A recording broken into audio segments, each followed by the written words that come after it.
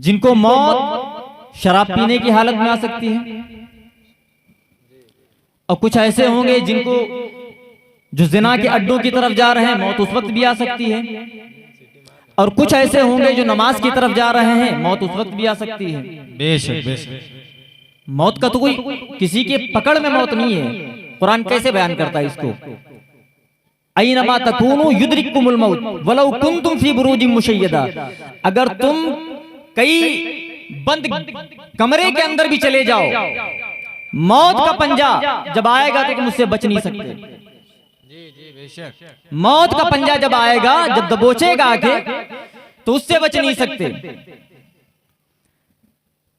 अब मैं आपको यहां के ऊपर बताऊं कि जो मौलाना शादाब साहब के मरहूम भाई का जो इंतकाल हुआ, मैं सोच रहा था कि मौत तो हर किसी को आनी है, हर किसी को किसी भी महीने में आ सकती है।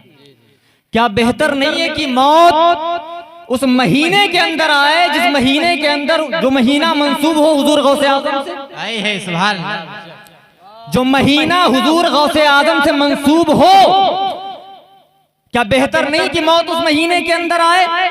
और आपको एक बात और बताता चलूं, मैं यकीन के साथ और मैं इस ईमान के साथ कहता हूं कि जब मौलाना शादाब साहब के मरहूम भाई पहुंचेंगे, आपने सुना होगा दुनिया के अंदर एक टर्म होती है वकील की। दुनिया के अंदर हम कहते हैं वकील। नबी और औलिया को हम वकील नहीं मानते, हम कहते हैं ये शफी हैं। अब वकील और शफी का फर्क बताता हूं आपको। वकील क्या करता है, जज बैठा होता है सामने और उसके ऊपर एक जुर्म, जो मुजरिम होता है उसके ऊपर एक जुर्म थोपा जाता है, और वकील जो होता है वकालत करता है। वो ये कहता है कि मेरा ये जो शख्स है जिसकी मैं वकालत कर रहा हूं, इसने कोई जुर्म नहीं किया, इसने कोई जुर्म नहीं किया।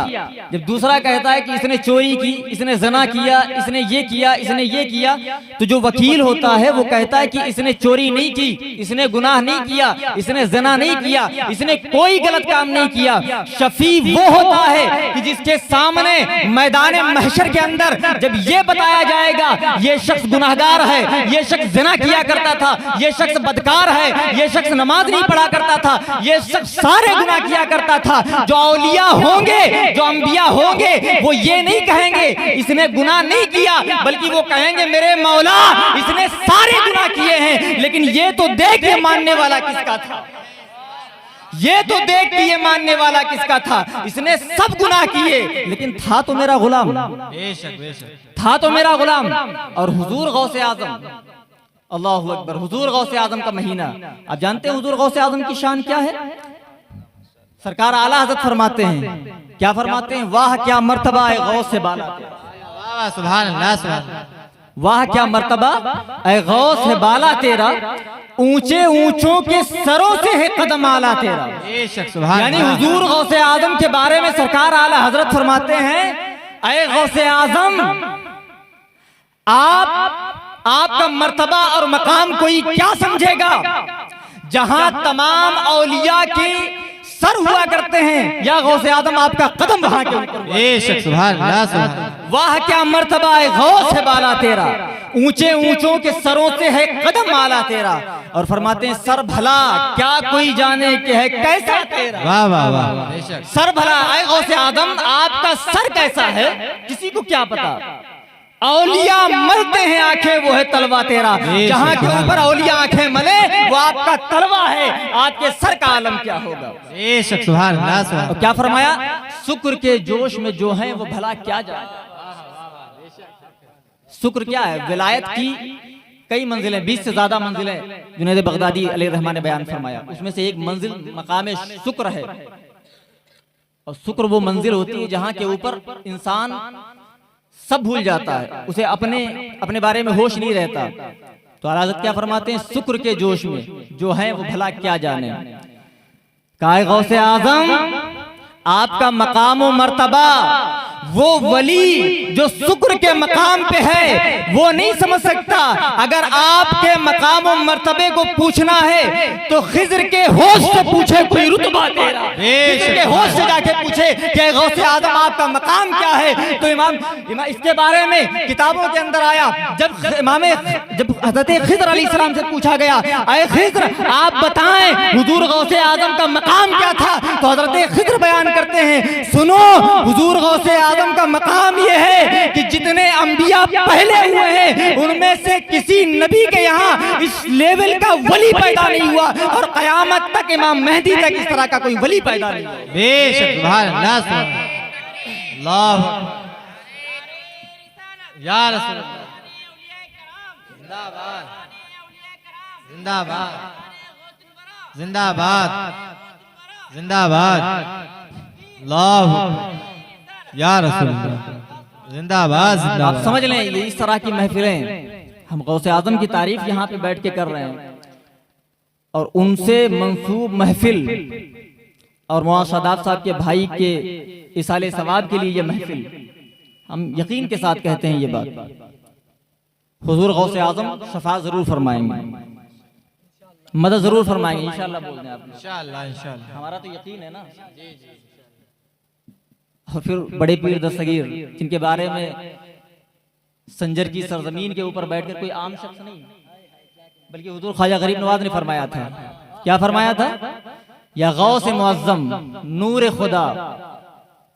आज लोग ना ताजदारे कायनात को नूर मानने के लिए तैयार, वाह वाह। ताजदारे कायनात को नूर मानने के लिए तैयार नहीं। और हुजूर गौसे आजम के बारे में आम शख्स नहीं बल्कि 90 लाख लोगों को मुसलमान करने वाले ख्वाजा गरीब नवाज बयान फरमा रहे हैं, या गौसे मुअज्जम नूर खुदा।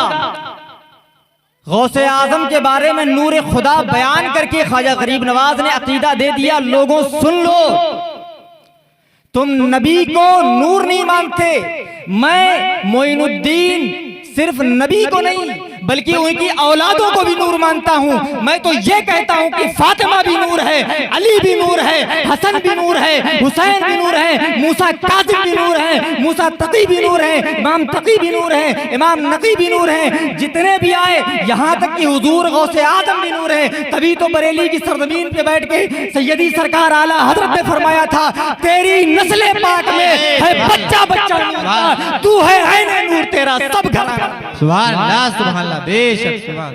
तू है ऐने नूर तेरा सब घराना नूर का। या गौसे मुअज्जम नूर खुदा, नूर खुदा मुख्तार नबी, मुख्तार खुदा। तो हम तो ये यकीन करते हैं। और आपको एक बात और बताऊं कि जब हमने ये कह दिया और हमने ये मान लिया कि मौत तो आनी है, मौत तो आनी, इससे बचा नहीं जा सकता, तो इस दुनिया के अंदर हमें करना क्या है कुरान उसे भी बयान कर रहा है। मैंने जो दूसरी आयत पढ़ी थी वो उसी से रिलेटेड थी। सारिऊ इला मग़फ़िरतिन मिन रब्बिकुम व जन्नतिन अर्दुहस समावातु वल अर्द। सारिऊ इला मग़फ़िरतिन मिन रब्बिकुम। अब इसमें अगर आप गौर करेंगे तो बहुत बड़ा पैगाम अल्लाह रब्बुल इज़्ज़त ने हमें दिया है। क्या बयान फरमाया? फरमाया सारिऊ। अब दुनिया के अंदर जब हमें ये यकीन हो गया कि मौत आनी है, मौत से बच नहीं सकते, जब ये पक्का हो गया कि मौत से बच नहीं सकते, अब करना क्या है? कुरान देखो क्या कहता है, सारिऊ इला मग़फ़िरतिन मिन रब्बिकुम। और एक जगह आया है कुरान में फ़फ़िर्रू, एक जगह आया है कुरान में साबिक़ू। क्या मतलब? सबका अगर मिला के तर्जमा करूं तो कुछ इस तरह होगा, दौड़ो, तेज दौड़ो, एक दूसरे से आगे बढ़ने की ख्वाहिश दिल में लेके दौड़ो। साबिकू, एक दूसरे से सबकत ले जाते हुए दौड़ो। अब सवाल ये है मेरे मौला, इस दौड़ में हमारी मंजिल क्या होगी? जब दुनिया के अंदर कोई शख्स दौड़ता जा रहा है, दौड़ता जा रहा है और आप उससे पूछें कि जो दौड़ रहे हो इस दौड़ में तुम्हारी मंजिल क्या है, तुम्हें जाना कहाँ है? कोई शख्स कहे नहीं बस ऐसे ही दौड़ रहा हूँ, तो आप कहेंगे कुछ दिनों से मेंटली डिस्टर्ब हो गया होगा। ऐसे बेमकसद कोई दौड़े तो आप क्या कहेंगे? कुरान कहता है दौड़ो। मेरे मौला दौड़ के जाना कहाँ है? इस दौड़ में हमारी मंजिल क्या होगी? तो कुरान ने बयान फरमाया, अल्लाह ने, दौड़ो, इस दौड़ में तुम्हारी मंजिलें दो होंगी, इला मग़फ़िरतिन मिन रब्बिकुम, एक तो तुम्हें अपने रब की मग़फ़िरत तलाश करनी है, व जन्नतिन अर्दुहस समावातु वल अर्द, और दूसरी अपने रब की बनाई हुई जन्नत के हुसूल में तुम्हें दौड़ना है। दौड़ना है एक तो इला मगफिरतिन मिन रब्बिकुम, अपने रब की मगफिरत की तलाश में, व जन्नतिन अर्दुहा समावात वल अर्द, और उसकी बनाई हुई जन्नत की ख्वाहिश में दौड़ो।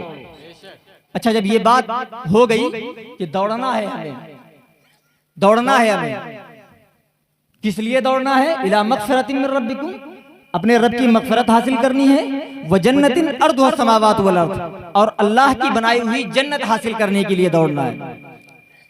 तो अब क्या यहाँ पे हम सारे लोग बैठे हुए हैं, या कोई मुफ्ती भी हो, क्या कोई जमानत ले सकता है कि कब तक दौड़ना है? 40 साल, 70 साल, 80 साल, कब तक दौड़ें? कोई हद है इसकी? कब तक दौड़ना है हमें? कोई जमानत ले सकता है कि बस करो, अब मत दौड़ो, अब तुम्हें अल्लाह की मगफिरत भी मिल गई और उसकी बनाई हुई जन्नत भी मिल गई? कोई है जो जमानत ले ले? कब तक दौड़ना है? तो फारसी का एक शेर है, मजनू सिफतम दर बदरम खाना बखाना, शायद के बबीनम रुखे लैला बबहाना। दौड़ते रहो, दौड़ते रहो। मजनू कहता है मैं एक एक दरवाजे के ऊपर जाकर दस्तक देता हूँ, खटखटाता हूँ जाके, क्यों? शायद के बबीनम रुखे लैला बबहाना, शायद कि किसी दरवाजे से मुझे लैला का चेहरा देखने को मिल जाए। बताया कब तक दौड़ना है? बताया दौड़ते रहो, दौड़ते रहो, जब तक खुदा की तरफ से तुम्हें तुम्हारे लिए मगफिरत का पैमाना ना मिल जाए और ये वादा ना हो जाए कि तुम्हारे लिए जन्नत बना दी। बेशक, सुभान। अच्छा, यहाँ के ऊपर एक बात और बयान किया, व जन्नतिन अर्दुहा समावात वल अर्द, उस जन्नत की ख्वाहिश में दौड़ो जिस जन्नत की चौड़ाई जमीन व आसमान के बराबर है। वो जन्नतिन अर्दुहा समावात वल अर्द, जिस जन्नत की चौड़ाई जमीन व आसमान के बराबर है। अब यहाँ के ऊपर एक सवाल, शादाब साहब ने हमें बुलाया और मैं प्रोग्राम के बाद जाने के लिए सोचूं कि चला जाऊंगा। शादाब साहब कहें आप रुक जाएं यहीं के ऊपर। मैं कहूं भाई रुक के मुझे क्या फायदा? शादाब साहब कहें आप रुकिए, मैं आपको 10 बाई 10 का कमरा दूंगा। तो मैं कहूंगा मैं 10 बाई 10 का कमरा लेके क्या करूंगा? यहाँ से वहां तक लौटना है, मुझे क्या करना है? 10 बाई 10 का कमरा लेके मैं क्या करूंगा? लेकिन अगर शादाब साहब ये बात कहें कि आप यहीं रुक जाए, आपको ऐसा कमरा दूंगा जिस कमरे के अंदर एसी भी लगा होगा, जिस कमरे के अंदर अटैच लैट्रिन बाथरूम भी होगा, जिस कमरे के अंदर बिस्तर भी बेहतरीन लगा होगा, जिस कमरे के अंदर पंखे का भी इंतजाम होगा, पानी का भी इंतजाम होगा, तो ये बात समझ में आने लायक है कि उस कमरे की सहूलतों का जिक्र किया जा रहा है। ये बात समझ में आ गई? अल्लाह ने इसको बड़ी गौर से समझना, ये बड़ी समझने वाली बात है। अल्लाह ने जब जन्नत का तज़किरा किया, कहा जन्नतिन, जन्नत की ख्वाहिश में दौड़ो, बयान किया अर्दुहा समावात वल अर्द, इस जन्नत की चौड़ाई जमीन व आसमान के बराबर है। खुदा यहाँ के ऊपर उस जन्नत की नेमतों का तज़किरा क्यों नहीं कर रहा? अल्लाह चाहता तो बयान करता कि वो जन्नत ऐसी है जिस जन्नत के अंदर मैंने दूध की नहरें बहाई हुई हैं, जिस जन्नत के अंदर हमने ये बागात लगाए हुए हैं, जिस जन्नत के वलकुम फीहा मा तश्तही अनफुसकुम, उस जन्नत के अंदर जिस चीज की ख्वाहिश करोगे वो तुम्हें मिल जाएगी। अल्लाह ने जन्नत की लंबाई और चौड़ाई का जिक्र किया, जन्नत की नेमतों का तज़किरा नहीं किया। क्यों? सुनो, अल्लाह ने यहाँ के ऊपर जन्नत की लंबाई और चौड़ाई का जिक्र क्यों किया? अल्लाह ने जन्नत की लंबाई और चौड़ाई का जिक्र इस वजह से किया कि अल्लाह ने जन्नत की लंबाई और चौड़ाई का जिक्र करके हमें मुतमईन कर दिया और बता दिया, लोगों सुन लो, अगर इस पूरी कायनात के अंदर सारे के सारे लोग अल्लाह की बनाई हुई जन्नत की ख्वाहिश में दौड़ने लगे, मैं सबको उठा के जन्नत में डाल दूं, अल्लाह की बनाई हुई जन्नत छोटी नहीं पड़ेगी।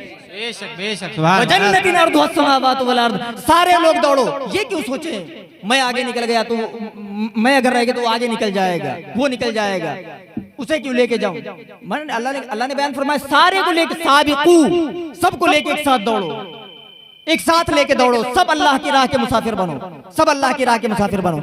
अल्लाह ने बयान फरमाया सब अल्लाह की राह के मुसाफिर बनो। अल्लाह सबको उठा के अगर जन्नत में डाल दे, अल्लाह की बनाई हुई जन्नत छोटी नहीं पड़ेगी, सबको अल्लाह उठा के जन्नत में डाल दे। जन्नत की लंबाई और चौड़ाई का तज़किरा एक हदीस से करें। अल्लाह के नबी ने बयान फरमाया जन्नत के अंदर 8 दरवाजे, और 8 दरवाजे में बयान फरमाया कि एक दरवाजे की लंबाई और चौड़ाई इतनी है कि एक तेज रफ्तार घोड़ा अगर दौड़े एक कोने से लेकर दूसरे कोने तक, तो एक तेज रफ्तार घोड़ा एक कोने से दूसरे कोने तक 70 साल में पहुंचेगा। और दरवाजे कितने? 8 दरवाजे, जन्नत के 8 दरवाजे। तो अल्लाह ने बयान फरमाया सब लोग दौड़ो एक साथ, अल्लाह सबको उठा के जन्नत में डाल दे। जन्नत छोटी नहीं पड़ेगी, लेकिन हाँ एक बात भी याद रखो, यहाँ के ऊपर अल्लाह ने जन्नत इतनी बड़ी बनाई है कि सबको उठा के अल्लाह जन्नत में डाल दे। अल्लाह की बनाई हुई जन्नत छोटी नहीं पड़ेगी। तो ये भी यकीन रखो कि अल्लाह ने जहन्नम भी इतनी बड़ी बनाई है कि सारे लोग अगर बगावत करने लग जाएं, अल्लाह सबको उठा के जहन्नम में डाल दे। अल्लाह की बनाई हुई जहन्नम भी छोटी नहीं पड़ेगी। ये मत सोचो कि अल्लाह ने जो कि जन्नत की सीटें खाली थोड़ी रखेगा, हमें ले लेगा, नहीं। उइद्दत लिल मुत्तकीन, वो जन्नत सिर्फ और सिर्फ मुत्तकी लोगों के लिए तैयार की गई है। तो ये यकीनी बात है कि मौत आनी है। तो मौत से पहले हमारे लिए जरूरी, हम कहीं भी जाते हैं ना, हमें बॉम्बे जाना है तो हम पहले से टिकट का इंतजाम करते हैं, हम पहले से सारी चीज़ों का इंतजाम करते हैं कि टिकट कंफर्म है या नहीं है, ट्रेन है भी या नहीं है, टिकट मिल रहा है कि नहीं, वहाँ रहने का इंतजाम क्या है, होटल का क्या है, ये सारा करते हैं ना। और हमें ये पता है कि यहाँ से हमें जाना है कहीं और उसकी तैयारी हमारे पास क्या है। ये हमारे लिए लम्हा फिक्र है कि हम सोचे इस चीज़ को, और इस चीज़ को बड़े प्यारे अंदाज में अल्लाह रब्बुल इज़्ज़त ने सूरह क़यामा के अंदर बयान फरमाया है। क्या बयान फरमाया? ला उक़्सिमु बियौमिल क़ियामा वला उक़्सिमु बिन्नफ़्सिल लव्वामा, मुझे कसम है क़यामत के दिन की। वला उक़्सिमु बिन्नफ़्सिल लव्वामा, मुझे कसम है नफ़्स लव्वामा की। अयहसबुल इंसानु अल्लन नजमा इज़ामा, क्या इंसान ने ये गुमान कर लिया है कि हम उसको दोबारा जमा नहीं कर सकते, हम उसकी हड्डियों को जमा नहीं करेंगे। यानी मरने के बाद अगर किसी के जहन में ये सवाल आता है कि मरने के बाद हम कब्र में जाएंगे और कब्र में जाने के बाद हमारी जो चीजें हैं वो सारी की सारी हड्डियां मिल जाएंगी, मिट्टी के अंदर रेत हो जाएगी, सारी चीजें हो जाएंगी। अल्लाह ने बयान फरमाया अयहसबुल इंसानु अल्लन नजमा इज़ामा, क्या इंसान ये गुमान करता है कि हम उसकी हड्डियों को जमा नहीं कर सकते हैं? बला कादिरीन अला अन नुसव्विया बनाना, बल्कि हम इस चीज के ऊपर भी कादिर हैं कि उसके पौ को संवार दें। तो अल्लाह रब्बुल इज़्ज़त साफ तौर पे इस चीज को बयान कर रहा है। तो हमारे लिए सबसे जरूरी चीज क्या है कि हम मौत से पहले मौत की तैयारी करें, कब्र से पहले कब्र की तैयारी करें। हम देखें कि हमारे शबो रोज के अमाल क्या हैं, हम देखें कि हमारे शबो रोज के अंदर हम शाम को जब बैठ के काउंट करें इस चीज को, काउंट करें इस चीज को। जो उलमा ने बयान फरमाया कि जब किसी के घर से कोई रहलत करता है ना, जब किसी के घर से कोई इंतकाल कर जाए, तो वो एक इशारा होता है अल्लाह रब्बुल इज़्ज़त की जानिब से कि अब भी वक्त है समझ जाओ, अब भी वक्त है समझ जाओ।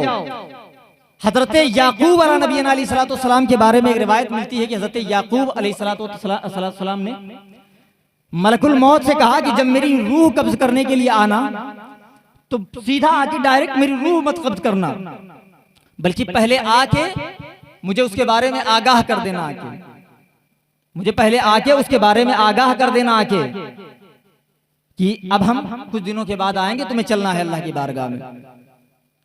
और वक्त जब आया मौत का, तो जो फरिश्ता था मलकुल मौत वो हजरत याकूब अलैहिस्सलाम के सामने आ गए। हजरत याकूब अलैहिस्सलाम ने कहा कि मेरा तुमसे वादा था, उस वादे का क्या हुआ? मेरा तुमसे वादा था कि जब मौत आनी हो तो उससे पहले मुझे आगाह कर देना आके, मुझे बता देना आके। तो तुमने मुझे बताया क्यों नहीं, तुमने मुझे आगाह क्यों नहीं किया, खबर क्यों नहीं दी? तो उस फरिश्ते ने कहा ऐ याकूब अलैहिस्सलाम, तुम्हारे सामने क्या किसी की मैयत नहीं गुजरी? तुम्हारे सामने क्या कब्रें टूटी फैली हुई नहीं मिली? क्या तुम्हारे सामने दाढ़ी के बाल नहीं पके? बयान फरमाया बिल्कुल पके, मैंने मैयतें अपने सामने देखी हुई। कहा जब ये सारी चीजें तुमने देखी हुई तो तुम्हारे जहन में ये तसव्वुर क्यों नहीं आया कि जब आज ये दुनिया से जा रहा है तो कल हमारे लिए भी नंबर आएगा, हमें भी इस दुनिया से जब ये बंदा जा रहा है तो कल हमें भी तो अल्लाह रब्बुल इज़्ज़त के हुजूर पहुंचना है। हम हमेशा, हमारे उलमा भी बैठे हुए, माजरत के साथ ये बात कहूंगा, हमेशा हम खुद आयत पढ़ के कुल्लु नफ्सिन ज़ाइक़तुल मौत, हर नफ्स को मौत का मजा चखना है। ये आयत तकरीबन हर किसी को याद है। उसके आगे का क्या, व इन्नमा तुवफ़्फ़ौना उजूरकुम यौमल क़ियामा, उसके आगे भी तो है। उस दिन एक एक अमल का बदला तुमसे लिया जाएगा, एक एक अमल का बदला। अगर दुनिया के अंदर तुमने किसी की मेड़ काटी है तो अल्लाह रब्बुल इज़्ज़त के हुजूर तुम्हें उसकी भी गवाही देनी है। अगर दुनिया के अंदर तुमने किसी के लिए अपने दिल के अंदर बुग़्ज़ पाला है, उसका भी जवाब तुम्हें कल मैदान महशर के अंदर देना है। तुमने बेईमानी की है, हमने बेईमानी की है, हमें उसका भी जवाब अल्लाह रब्बुल इज़्ज़त के सामने देना होगा। बयान फरमाया वो सारी चीजें जो हमारे कांधों के ऊपर बैठे हुए फरिश्ते अल्लाह ने मुकर्रर किए हुए सारी चीजें लिख रहे हैं, और कर अल्लाह के हुजूर हमें कोई गवाह लाने की जरूरत नहीं पड़ेगी। हमारे आज़ा गवाही देंगे, हमारे आज़ा बताएंगे कि मौला इस शख्स ने हमें यहाँ के ऊपर ये लेके गया था। हमारे सामने हमारा नामा अमाल खोल के रख दिया जाएगा।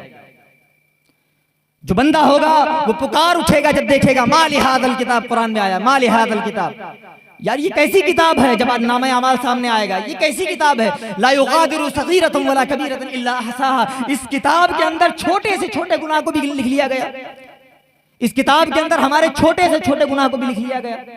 आज ये इसाले सवाब की महफिल है, लेकिन हम सबको सोचना चाहिए कि कल हमें भी वहीं के ऊपर पहुंचना है, कल हम सबको वहीं के ऊपर जाना है। आज हम अल्लाह के नबी सल्लल्लाहु अलैहि वसल्लम ने बयान फरमाया कि मौत को कसरत से याद किया करो, मौत को कसरत से याद किया करो। ये मौत तुम्हें आखिरत की याद दिलाती है।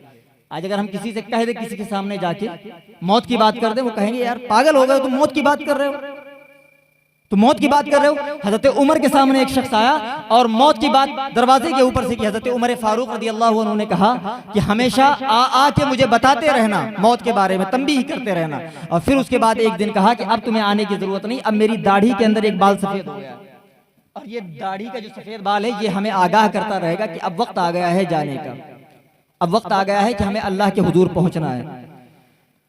तो हमेशा इस चीज को सोचें कि कभी भी इस चीज की तैयारी हमें दुनिया के अंदर रह के करनी है, दुनिया के अंदर रह के इस चीज की तैयारी करनी है कि कल अल्लाह रब्बुल इज्जत के जब हुजूर पहुंचेंगे, जब ताजदार कायनात के सामने पहुंचेंगे, तो हम जवाब क्या देंगे जाके। अल्लाह रब्बुल इज्जत से दुआ है अल्लाह ताला हम सबको सही मानों में दीन समझने की तौफीक अता फरमाए। और मौलाना आफ्ताब साहब, मौलाना शादाब साहब के जो मरहूम भाई हैं, अल्लाह रब्बुल इज्जत उनकी मग़फ़िरत फरमाए हुजूर गौसे आज़म के सदक़ो तुफ़ैल, और उनको जन्नतुल फ़िरदौस में आला से आला मक़ाम अता फरमाए।